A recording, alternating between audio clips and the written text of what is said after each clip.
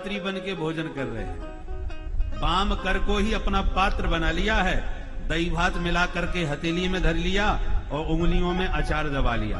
आम का, नींबू का, मिर्ची का, टेंटी का, खट्टी मीठे अचारों के साथ दही भात का भोग लगा रहे हैं। स्वर्गे लोके मिसति बुभुजे, स्वर्गस्थ देवता विमानों में विराजमान होकर गोविंद की से वनभोज लीला का दर्शन कर रहे हैं और मुग्ध हो रहे हैं, गदगद हो रहे हैं। गोपाला जिर कर्द में बिहर से, यज्ञाध्वरे लज्ज से, ब्रूसे गोबिर हुंकृतई श्रुत सतई, मौनम विधत्ते सता। बड़े बड़े सिद्ध महापुरुष इस लीला का दर्शन करके आप उसमें कहते हैं देखो गोविंद की लीला। बड़े बड़े वैदिक विद्वान ब्राह्मण वेद मंत्रों से भगवान का आह्वान करते हैं यज्ञ भूमि में, फिर भी इनको आने में शर्म लगती है, उनके सामने नहीं आते। और यहां पर ग्वालों के साथ गोबर में, कीचड़ में लिपटते डोल रहे हैं। ग्वाल वालों के आंगन में गाय का गोबर पड़ा है, कीचड़ मच गई है और उसी में लिपटे जा रहे। गोपाल आजिर कर्द में बिहर से, पर यज्ञाध्वरे लज्ज से, यज्ञ की परिमार्जित भूमि में आने में इनको लज्जा लगती है। और ब्रू से गोबिर हुंकृतई श्रुत सतई, मौनम विधत्ते सता। वेद भगवान निरंतर इनकी महिमा का बखान किए जा रहे हैं, स्तुति गा रहे हैं, फिर भी मौनी बाबा बन के खड़े रहते हैं, कुछ जवाब नहीं देते, कुछ बोलते नहीं। और इनकी गैया नेक रभा जाए गौशाला में तो तुरंत आवाज लगाते हैं, अरे गौरी, अरे कावेरी क्यों रभा रही है। ब्रू से गोबिर हुंकृतई, गाय की नेक हुंकार सुनते ही बोल पड़ते हैं। और श्रुत सतई मौनम, श्रुतियां अहरनिश इनकी महिमा गा रही हैं, उनके सामने मौनी बाबा बने खड़े रहते हैं। इसलिए गोविंद की गति गोविंद जाने, ठाकुर जी की लीला ठाकुर जी ही जाने। ये किस बात पर रीझ जाते हैं, कहां रीझ जाएं, कोई ठिकाना नहीं। पर ब्रह्मा जी जब ये दृश्य देखे तो उनका मुंह बिगड़ गया, खोपड़ी खुजलाने लगे, कैसा भगवान है। सब ग्वालों का जूठा खा रहा है, उसका जूठा अचार खा लिया, उसका जूठा लड्डू खा लिया। मुझे नहीं लगता ये भगवान होंगे, चलो इनकी परीक्षा लेके देखा जाए भगवान है कि नहीं। भगवान की सगुण लीलाओं में बड़े बड़े महापुरुष मोहित हो जाते हैं। राम जी को रोता देख करके सती मैया का माने मति भ्रमित हो गई, ये कैसा भगवान सबको रोता हुआ अपनी पत्नी को ढूंढ रहा है। भगवान सर्वज्ञ होते हैं, इनको यही पता नहीं हमारी पत्नी किधर है। भगवान सर्वशक्तिमान होते हैं, इनकी पत्नी कोई ले गया, ये कुछ कर ही नहीं पाए। कहीं से भी भगवान नहीं हो सकते, बुद्धि भ्रम हो गई। इतना समझाया भोले बाबा ने, पर भोले बाबा की भी बात सती की समझ में नहीं आई। ऐसी विचित्र भगवान की लीला होती है। आज चतुरानंद चक्कर में पड़ गए, मैं इनकी परीक्षा लूंगा।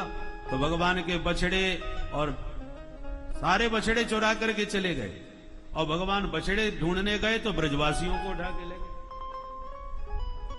बोलो भक्त वत्सल भगवान की जय।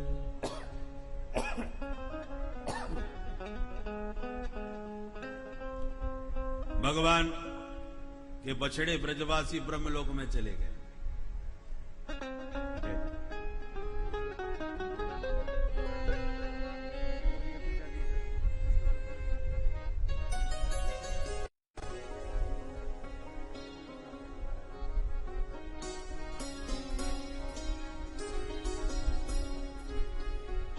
हम सबका परम सौभाग्य है,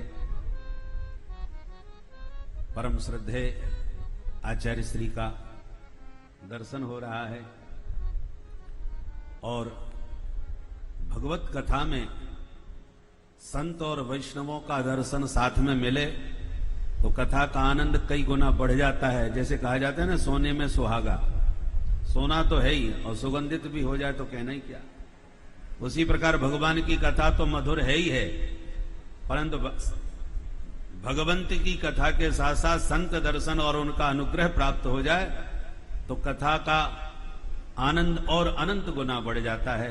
पूज्य आचार्य श्री के चरणों में हम प्रणाम करते हुए उनका स्वागत करते हैं। तो मैं निवेदन कर रहा था भगवान की ब्रज लीला बड़ी विचित्र है। चतुरानंद भी चक्कर में पड़ गए। भगवान ने दिव्य दृष्टि से देखा कि ये बछड़े ब्रजवासी सबके सब गायब कहां हो गए। एक क्षण में प्रभु पहचान गए, अच्छा चोरन के घर में चोरी, हम चोरन के सरदार, ये बाबा हमारे घर चोरी कर भी आए गए, सब चुरा के ले गए। परीक्षा लेना चाहते हैं हमारी, तो चलो परीक्षा ही देते हैं। प्रभु ने संकल्प किया और तत्काल उतने ही बछड़े और उतने ही ब्रजवासी बन के भगवान तैयार हो गए। कहीं भी कोई अंतर नहीं। अंगूठा लगवा लो तो रेखा भी ज्यों की त्यों, स्वभाव भी ज्यों की त्यों। भाई रूप बना लिया और स्वभाव नहीं बना पाए तो पकड़े जाएंगे। वही उम्र, वही रूप, वही स्वभाव, सब कुछ ज्यों का त्यों। सर्वम विष्णुमयम जगत। अब तो चरने वाले बछड़े भी भगवान, चराने वाले ब्रजवासी भी भगवान। यावत वत्स वत्स काल्प बपरु यावत करांघ्यादिकम यावत यष्ट विषाण वेणु दल से यावत विभूषांबरम यावत शील गुणाभिदा कृतवयो यावद विहारादिकम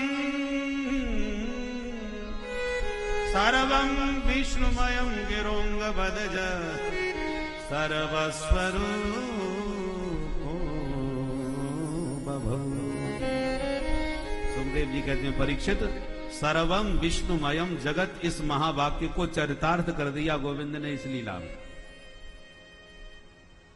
यष्ट विषाण वेणु, केवल बछड़े और ब्रजवासी ही नहीं बने, अपितु जिस ब्रजवासी के हाथ में जो लाठी डंडा था वो डंडा भी बन गए, जिसके स्तन पर जैसा कपड़ा था वो कपड़े भी बन गए, जिसके अंग में जो आभूषण था वो आभूषण भी बन गए, सब कुछ।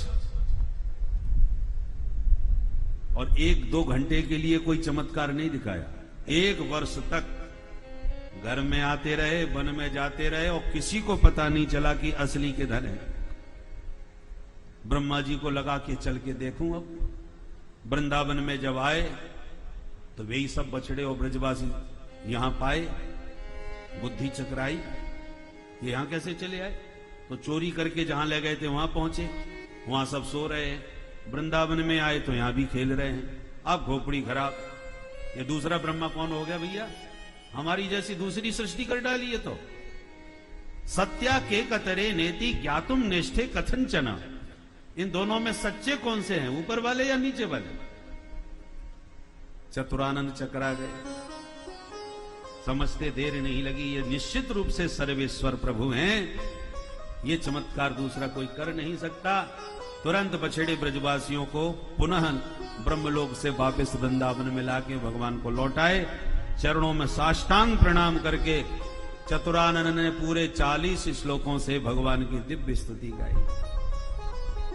नौमीड्यते भ्रवपुषे तडिदं मराय गुंजावतंस परिपेक्षल सन्मुखाय वन्यस्रजे कबल वेत्र विषाण वेणु लक्ष्म श्रिये मृदुपदे पशुपांग जाय। हे ईड्य ते नौमी, हे स्तुति करने योग्य श्री हरि, आपके पाद पद्मों में प्रणाम करता हूं, आपका स्तवन करता हूं। तटित अंबराय, आपके सांवले सलोने श्री अंग पर पीला पीला पीतांबर ऐसे चमक रहा है जैसे नीले नीले मेघ मंडल में बिजली चमक रही हो। आपके कंठ में सुंदर कमलों की माला, वन्य पुष्पों से विभूषित। आपकी 4 भुजाओं में शंख चक्र गदा पद्म तो हमने खूब दर्शन किए सरकार, पर आज इन 4 भुजाओं में कबल वेत्र विषाण वेणु। एक हाथ में कबल, भोजन का ग्रास, दूसरे हाथ में वेत्र, वेत्र माने डंडा, लाठी, बछड़ों को हाँकने वाली, तीसरे हाथ में वेणु, चौथे हाथ में श्रृंगी, सिंह की बनाई हुई, ये वाद्य यंत्र होता है। कबल वेत्र